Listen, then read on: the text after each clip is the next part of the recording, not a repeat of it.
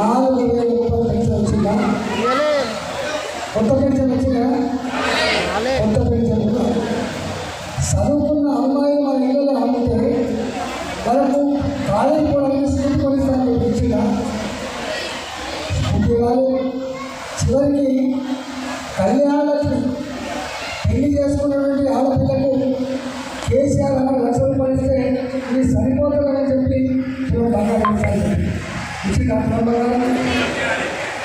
మరి ఆ పార్టీ మళ్ళీ మనం ఇంటికి వస్తే రాణిస్తామా, ఓటేస్తామా? ఇది అమలైతే నమ్మకుండా ఇచ్చిన మాట నిలబెట్టరా? రేవంత్ రెడ్డి గారు నిలబెట్టరా? ఒక్క బస్సులో మాత్రం ఉచిత ప్రయాణం, ఒక్క ఉచిత ప్రయాణం తప్ప ఏది వస్తుంది. ఆయన